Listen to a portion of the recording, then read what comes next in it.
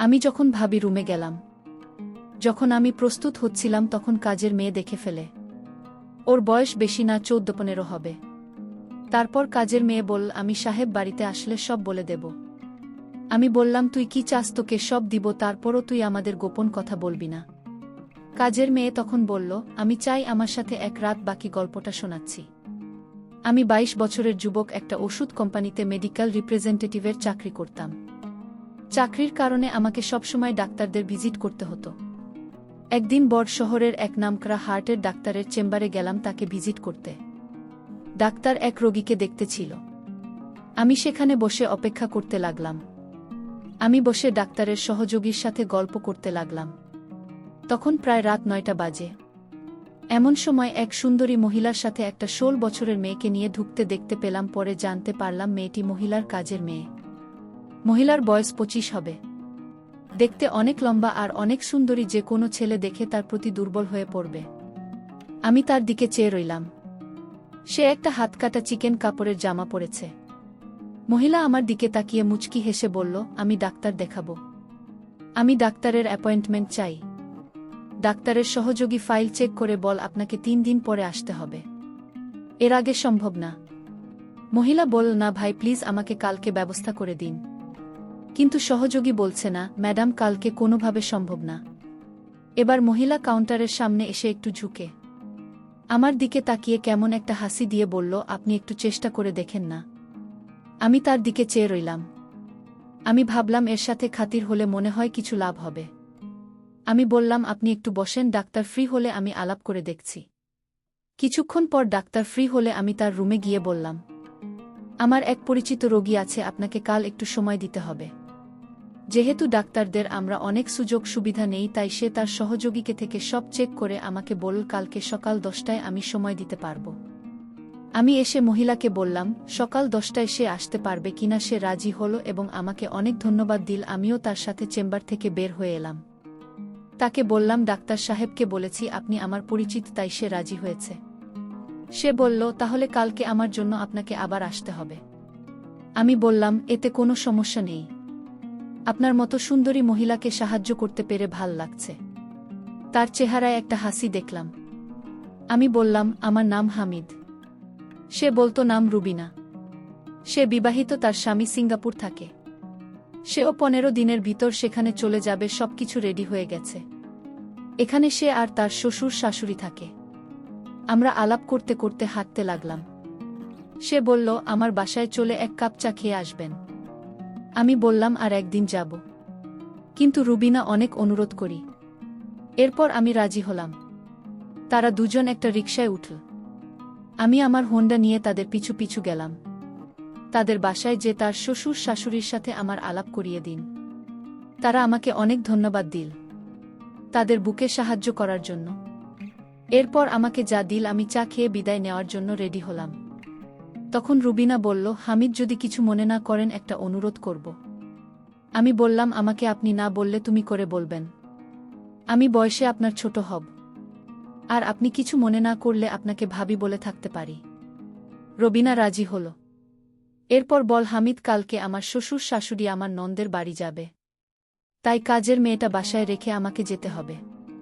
তোমার যদি কোনো অসুবিধা না হয় তবে আমাকে সকালে এসে ডাক্তারের কাছে নিয়ে যাবে। আমি মনে মনে অনেক খুশি হলাম। আমি বললাম, ঠিক আছে, আমি সকাল 10টার সময় চলে আসবে। এরপর বিদায় নিয়ে চলে আসলাম। আমি খুশিমনে বাসায় ফিরে আসলাম। আসলে এখানে এত স্মার্ট মেয়েরা থাকতে পারে আমার কল্পনা ছিল না। আমি সব সময় তা ফলো করে বেড়াই। আমি বাসায় এসে খাওয়া দাওয়া করে রবিনা ভাবের কথা ভেবে শান্ত হলাম, আর কালকে সকালের জন্য অধীর আগ্রহে অপেক্ষা করতে লাগলাম। পরের দিন সকাল 8টায় ঘুম থেকে উঠে আমি রেডি হয়ে রুবিনা ভাবির বাসায় চলে গেলাম। গিয়ে দেখলাম রবিনা ভাবে রেডি, আর তার শ্বশুর শাশুড়ি রেডি হচ্ছে মেয়ের বাড়ি যাওয়ার জন্য। আমি আমার হোন্ডার পিছে রুবিনা ভাবিকে নিয়ে চললাম। তারপর বাসার সামনে হাজির হলাম। আমি একটু লজ্জা পেলাম, জানি না রুবিনা ভাবে কি ভাবছে আমার সম্পর্কে। আমার কেন জানি মনে হল রুবিনা ভাবে ইচ্ছাকৃতভাবে আমার মোটরসাইকেলে উঠছে। এভাবে চলতে চলতে প্রায় আধা ঘন্টা লেগেছিল। ডাক্তার সাহেব তখনও আসে নাই, তাই ভাবেই ওয়েটিং রুমে বসে অপেক্ষা করতে লাগল। আমিও ভাবির সাথে একটু দূরে বসে গল্প করতে লাগলাম। আমি বারবার ভাবি দিকে তাকাচ্ছিলাম। ভাবি ব্যাপারটা বুঝে মুচকি মুচকি হাসতে লাগল। কিছুক্ষণ পর ডাক্তার সাহেব এসে ভাবিকে দেখুন। ডাক্তারের কাজ শেষ হলে আমি আবার ভাবি কেহ নাই ছড়িয়ে বাসায় নিয়ে গেলাম। বাসার কাছাকাছি আসতেই রুবিনা ভাবি আমার হোন্ডা থেকে নেমে পড়ল। বাসায় এসে দেখলাম তার শ্বশুর শাশুড়ি চলে গেছে। কাজের মেয়ে একা বাসায়। ভাবি আমাকে বসতে বলে কাজের মেয়েকে নিয়ে ভিতরে গেল।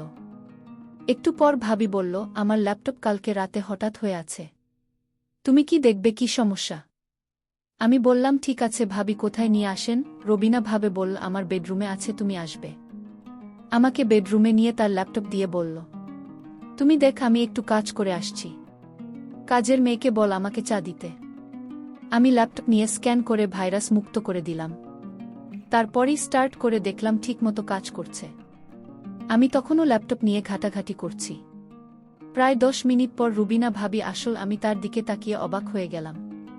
তারপর রুবিনা ভাবে আসলো। আমি হাঁ করে তাকে দেখতে লাগলাম। ভাবে বলল, এমন করে কি দেখছ? সে বলল, আমি তোমার মাঝে এমন কিছু দেখছি যা আমি আগে কখনো দেখিনি। ভাবি আমার অবস্থা বুঝে হাসতে লাগল। একটু পর কাজের মেয়ে আমাদের চা দিয়ে গেল। আমরা চা খেতে খেতে গল্প করলাম। রুবিনা ভাবি অনবরত হাসতে লাগল। আমি ল্যাপটপ ঠিক করে ভাবিকে দেখানোর জন্য একটা মুভি চালু করলাম। আর সাথে সাথে একটা বাজে ছবি চালু হলো। আমি কি করব বুঝতে না পেরে ভাবের দিকে তাকালাম। রুবিনা ভাবে হাসতে লাগলাম। হাসতে হাসতে বল, দেখ, আমি দামি প্রায় 1 বছর হলো একা একা থাকি। আমার তো কিছু পেতে ইচ্ছে করে। কালকে তোমাকে ডাক্তারের চেম্বারে দেখে আমার ভিতরে কেমন জানি করছে। তোমাকে নিয়ে আমার মনের ভিতর একটা আশা জাগল। আমি ল্যাপটপ বন্ধ করে উঠে দাঁড়ালাম। রবিনা ভাবে হেসে উঠে গিয়ে রুমের দরজা বন্ধ করে দিল। রবিনা ভাবি দরজা বন্ধ করে আমার সামনে আসলো। এমন সময় হঠাৎ করেই দরজার বাহিরে থেকে 16 বছরের কাজের মেয়েটা নখ দিয়ে ডাক দিল। আমি মনে মনে বললাম, আসার আর সময় পেলি না। রুবিনা ভাবিকে কাজের মেয়ে বলল, আপনি ওনাকে নিয়ে এখানে কি করছেন? রবিনা ভাবে বলল, আমি যা খুশি তাই করছি, তোর তো সাহস কম না। আমি এখানে কি করছি তাই তুই জিজ্ঞেস করলি আমারে? কাজের মেয়ে বলল, ম্যাডাম, আমি তো খারাপ কিছু বলিনি। ম্যাডাম বলল, তুই এখন যা, তোর রুমে গিয়ে ঘুমা। কাজের মেয়ে তখন বলল, ঠিক আছে ম্যাডাম, আমি যাব। কিন্তু আপনারা যা করছেন তা কিন্তু মোটেই ভালো না সাহেব বাড়িতে। আসলে আমি সব বলে দেব। কাজের মেয়ের মুখে সব কথা শুনে আমার মেজাজটা এত খারাপ হলো। আমি বললাম, এই ছোটলোক, আমি এখানে কি করছি যে তুই আমার স্বামীকে বলবে? ম্যাডাম, আপনি তো ভালো করে জানেন কি করতে চাইছেন। বাহিরের একটা লোক রাতের বেলায় কারো বাসায় এভাবে থাকতে পারে? আমি বললাম, তুই কাল থেকেই বাসায় আসবি না। আমি তোর চেহারা দেখতে চাই না। 2 দিন দিনভর পাকামি করছিস। ঠিক আছে ম্যাডাম, আপনার মতো খারাপ ম্যাডামের বাসায় কাজ করার ইচ্ছাও আমার নাই। তবে ম্যাডাম, আপনি মনে রাখেন, আজকের দিনের কথা। আজকে আপনি কি করতে চাইছিলেন তা কিন্তু আমি ভুলব না, আর বলেও দেব। আমি কাজের মেয়েকে বললাম, এগুলো আমার স্বামী কখনো বিশ্বাস করবে না। কাজের মেয়েটি তখন বলল, বিশ্বাস কিভাবে করতে হয় তা আমার জানা আছে। কাজের মেয়েটি তখন বলল, আমার মোবাইলের সব রেকর্ড করা আছে। একটা অচেনা ছেলে আপনার রুমের ভিতর কি করে সেটা আজ বাচ্চা ছেলেও বুঝবে। কাজের মেয়েটা এত পাকা পাকা কথা জানে আমি জানতাম না। আর তাছাড়া তার মাথায় প্রচণ্ড বুদ্ধি আছে। আমি এখন কি করব বুঝতেছি না। তখন হামিদ বলল, জমা করে কোনো সমাধান হবে না, আরও মান সম্মান যাবে। আর তাই আমি এর সমাধান করছি। ভাবি, আপনি কোনো কথা বলবেন না? আমি কাজের মেয়েটিকে জিজ্ঞেস করলাম, আচ্ছা তুমি কি চাও এর বিনিময়ে? কাজের মেয়েটি বলল, আমি কিছু চাই না। আমার টাকা পয়সার কোনো লোভ নেই। আচ্ছা তাহলে কি করলে তোমার মুখটা বন্ধ রাখবে? আমাদের কথা কাউকে বলবেন না। কাজের মেয়েটি বলল, একটা জিনিস আছে, যদি দেন তাহলে আমি কাউকে বলবো না। আমি বললাম, এই তো কাজের মেয়েটি, অনেক লোকই আছে। ঠিক আছে বলো তোমার কি জিনিস চাই। কাজের মেয়েটি তখন বলল, আপনি ভাবির সাথে যা করতে চেয়েছিলেন আমিও তো চাই। কাজের মেয়ের মুখে এমন কথা শুনে আমার কলিজাটা কেঁপে উঠল। আরে বলে কি? আমি তখন কাজের মেয়েটিকে প্রশ্ন করলাম, এর আগে কি তুমি এরকম হয়েছে তোমার সাথে? কাজের মেয়েটি বলল, না হয়নি, আমি আর চাই। আমি কাজের মেয়েটিকে বুঝিয়ে বললাম, দেখো তুমি এখনো বাচ্চা মেয়ে। আচ্ছা তুমি নিজেই বলো, এখন কি তোমাকে বিয়ে দেওয়া ঠিক হবে? কাজের মেয়েটি বলল, আমার পাশের বাড়ির বান্ধবীর। সে আমার থেকে 3 বছরের ছোট। তার যদি বিয়ে হতে পারে তাহলে আমার হতে পারে না। আমি কাজের মেয়ে। প্রত্যেকটা কথা শুনে অনেক অদ্ভুত লাগছে। আমি তখন কাজের মেয়েটিকে ধমক দিয়ে বললাম, তুমি যে সব বলছো তোমার কি ভয় করছে না? ভয় করবে কেন? আজকাল তো এসব বিষয় পানি ভাত আরে বলে কি। আচ্ছা ঠিক আছে, আমি যদি তোমার কথা রক্ষা না করি তাহলে তুমি সব বলে দেবে, তাই তো? যদি আপনি আমার কথা না রাখেন তাহলে আমি অবশ্যই বলে দিব। এতে আপনার সমস্যা হবে, আর ম্যাডামের সমস্যা হবে। আমি তখন কাজের মেয়ের সাথে কথা বলে পারছিলাম না, আর তাই তার প্রস্তাবে আমি রাজি হলাম। রবিনা ভাবে বলল, আপনি কি বলছেন? এসবও কি পারবে আপনার সাথে? আপনি কি পাগল হয়ে গেছেন নাকি? আমি বললাম, দেখো, ওর মুখ চাপা দিয়ে কথা ঢেকে রাখার জন্য এছাড়া আমাদের উপায় নাই। সে পারুক না পারুক সেটা তার বিষয়, আমি চেষ্টা করে দেখতে পারি। রবিনা, ঠিক আছে, আপনি যা ভালো মনে করেন তাই করেন। পরে সমস্যা হলে আপনি বুঝবেন, সেই চিন্তা তোমার করতে হবে না, আমি সব সামলে নেব। আমি তখন কাজের মেয়েটাকে বললাম, কোথায় যেতে হবে বলো? কাজের মেয়েটি বলল, এই ভাষায় আরও একটি রুম আছে, যে রুমে আমি রাতে একা থাকি সেই রুমে। কোথায় সেই রুম? কাজের মেয়েটি বলল, আসুন আমার সাথে। আমি কাজের মেয়ের পিছু পিছু গেলাম।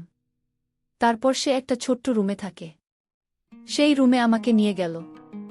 আর রুবিনা ভাবে বলল, আপনি যান, চিন্তা কইরেন না, আমি আছি বারান্দায়। আমি রুবিনা ভাবিকে বললাম, ঠিক আছে, আপনি বারান্দায় থাকেন। তারপর কাজের মেয়ের রুমে ঢুকলাম। কাজের মেয়ে বলল, আপনি অনেক সুন্দর দেখতে। আমি বললাম, তাই? কাজের মেয়েটি তখন দরজাটা লক করে দিল। আমি হামিদকে বললাম, দেখুন, আমি দরজাটা লক করে ঠিক করেনি। সে বলল, উত্তম কাজ করেছে। কাজের মেয়েটি তখন বলল, আপনার সাথে হওয়ার আগে আপনি আমার হাতের তৈরি করা চা খাবেন না? সে বলল, চা খেলে মন ভালো থাকে, তুমি চা বানালে আমি অনেক খুশি, আর চাটা খেয়ে নিলে ভালোই হবে। আমি হামিদের জন্য চা বানালাম। আমি হামিদকে চা হাতে তুলে দিলাম।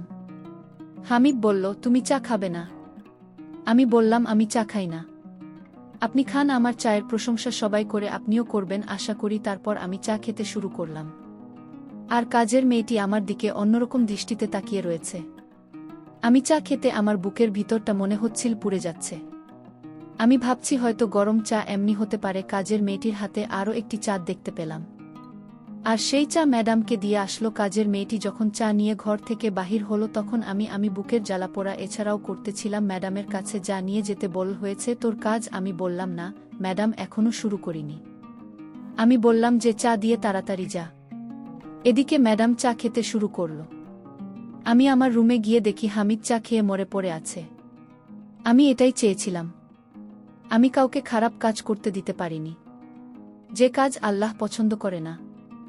আমি সেই কাজ করার আগে আমি দুজনকেই শেষ করে দিয়েছি। আমার মনের ভিতর খারাপ উদ্দেশ্য ছিল না, আমার উদ্দেশ্য ছিল এই দুই সন্তানকে শেষ করা। বন্ধুরা, আজকের গল্পটি কেমন লাগলো তা অবশ্যই কমেন্ট করে জানাবেন। আর এরকম নতুন নতুন গল্প পেতে আমার চ্যানেলটিকে সাবস্ক্রাইব করে পাশে থাকবেন। ধন্যবাদ। প্রিয় বন্ধুরা, গল্পটি ভালো লাগলে অবশ্যই কমেন্ট করে জানাবেন।